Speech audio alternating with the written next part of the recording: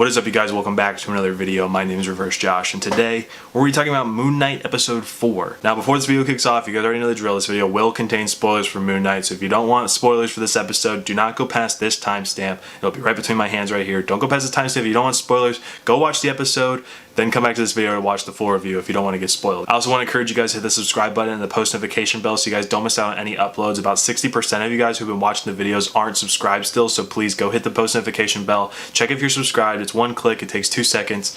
It'll really help out a lot and help the channel grow a little bit more. So let's get into the review. Right off the bat, this episode was really great. Marvel has had this trend of incredible 4th episodes in all their Disney Plus series, because usually they're about 6 episodes long, and the 4th episode kind of changes up things a lot. There's always some big twist in a Marvel episode that's episode 4.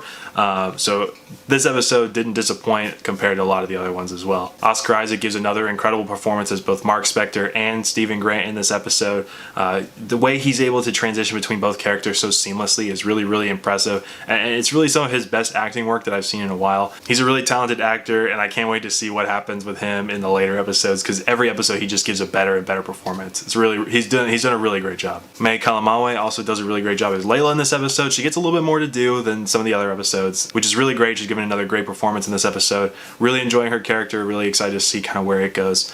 She's had some interesting twists in her character arc in this episode that I'll talk about in the spoiler part of the review, but she also did a really great job. And of course, Ethan Hawke also did another incredible job in this episode. Probably one of my favorite performances from him in this one, for sure, especially towards the later half of the episode. He is, again, a great villain, really cool character. I'm really excited to see kind of where he kind of goes as well in the last 2 episodes that we have of this series. Again, a lot of the visuals in this episode are really great. The set design in this episode is really above and beyond a lot of the other ones. That's something I really wanted to talk about in this review, was the sets and everything, because there's not a lot of crazy CGI in this episode compared to some of the other ones, but this is really focused on like the kind of enclosed spaces that they're in. Everything looked really great in this episode, and a lot of the costumes and characters and everything looked really good along inside these set pieces, based on like Egypt and, you know, another area that I don't want to get into until we get to the spoiler part of the review. I thought the pacing of this episode was a little weird, especially towards the first half of the episode. The first half of the episode feels very Tomb Raider-y, Indiana Jones-y kind of, and I kind of was like, okay, we kind of get it, like let's kind of move on. But then obviously there's a big twist that happens, like I said before, in all the Marvel episode 4s. There's always a big twist, and it completely changes everything. It changed my opinion of the whole Tomb Raider-y aspect of the first part of the episode once we got to that twist. I did have a little bit of issues with the pacing, but honestly, because of the last 20 minutes or so of the episode, I really don't have an issue with it. Alright, we're getting into spoiler territory now, so if you don't want spoilers, again, this is your final warning. Click off this video, go watch the episode, and then come back and finish the review. So like I was saying, the beginning part of this episode is very Tomb Raider-y, Raiders of the Lost Ark-y, with Steven and Layla. And it's in this episode that there's the full race to Ahmed'S tomb and finding the Ahmed's statue to kind of, obviously Arthur Harrow wants to release her, and Steven and Mark and Layla want to kind of keep her locked up so that she isn't released and wreaks havoc on the planet and everything. We get more of this battle between Mark and Steven trying to fight for the body.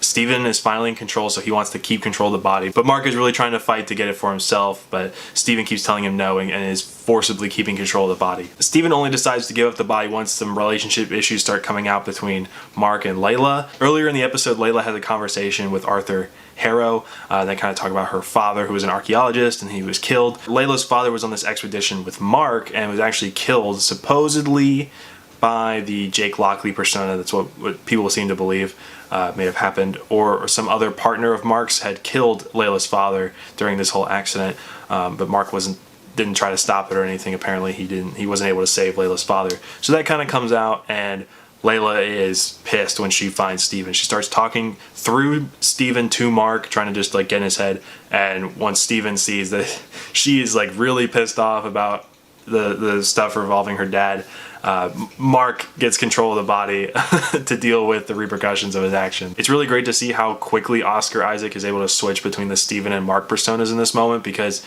it is an instant switch between the two of them. Less than a second, he's switched from Steven to Mark. A complete personality shift, like his face looks different. Like, he's just done a really great job switching between the identities that live in this one body in this system. Earlier in the episode, there's also an awkward kiss moment between Steven and Layla. It is the most most awkward and kind of cringe kiss moment I've ever seen in a Marvel show, or any, like, honestly, like any show in a long time, or any movie in a long time.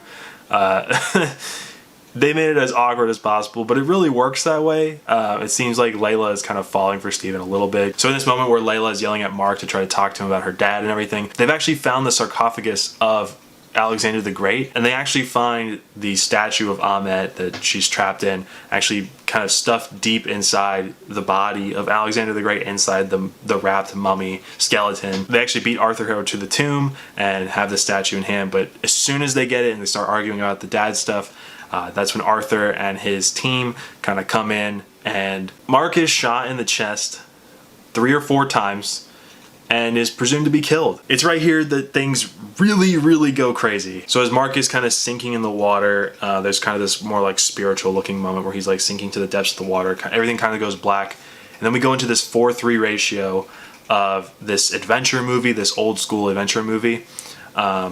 And we kind of zoom out, shift back into the 16:9 ratio, and see that it's a movie that somebody's watching in like in a mental ward. Mark is actually the one sitting and watching this movie, and the protagonist in said movie, his name is Stephen Grant. He's an archaeologist. That may be where the Stephen Grant personality kind of comes from. This may be Mark's head, or kind of the hub of the brain of this individual, this system. We, at this point, don't know what's real and what's fake, up until one moment. Anybody who's been in the show, anybody who's been in the episodes, is actually in this asylum. There's I believe her name is Deborah. She's from the first episode. She works with Steven at the museum. The guy who's painted in gold, he's there without the gold paint on him all over the place. A lot of other characters from the background and stuff are kind of throughout this asylum. And so Mark is sent to go talk to Arthur Harrow, who's now a doctor in this sort of asylum. He's talking to Mark and trying to figure out like what's going on with him and his personalities and everything. But Mark still retains all his memories of being shot and killed, and the whole adventure of being Moon Knight and Khonshu and everything like that. So he ends up escaping. He leaves the office and he's running through different rooms being chased by some guys. And he opens up a room and finds a sarcophagus in it. And he opens it up and Steven comes out. And so Mark and Steven are two different individuals in this moment. I was not expecting this to happen at all, and so the two kind of hug each other. They're kind of in it together. They're the only two that remember exactly what happened. They both remember being shot, and so they're trying to escape this mental ward. There's another moment where Mark opens another door and sees a sarcophagus that's locked and like shaking, and this a little bit of like muffled noise is kind of coming from it. And it's presumed that that is where the Jake Lockley persona is, because it's like locked up. So he's, yeah, you get it. And so Mark and Steven are finally walking, are trying to like get through the halls of this place, trying to avoid the nurses and everything. And they open one of the doors, and the hippo goddess is there and scares the living daylights out of both of them. Both Mark and Steven shriek and scream, and she just goes, "Hi!" And that's where the episode ends. The last 10 minutes of this episode are really, really great. It completely shifts the whole thing of the show. I'm glad they finally kind of touched a little bit more on kind of the mental side of things with this kind of moment, because this is a character that's very focused on his mental disorder, the DID. This episode was really, really incredible. I really like the twist at the end. The last 10 minutes of the Moon Knight episode are like, what is going on? It's really, really good. I still think episode 3 is my favorite one, but this is for sure one of the craziest and weirdest episodes of any Marvel project that's come out so far. So I definitely recommend checking this episode out if you haven't yet. So that's going to pretty much wrap it up for this video, guys. Make sure to hit the like button, subscribe down below, hit the post notification bell, like I said, leave a comment on what your favorite part of the episode was, what you thought of the mental institution scene, what your theories are for what's going on in the mental institution, what's going to happen in the next episode. I want to see what you guys think. I love talking to you guys down in the comments below. So yeah, with all that being said, I will see you guys in the next one.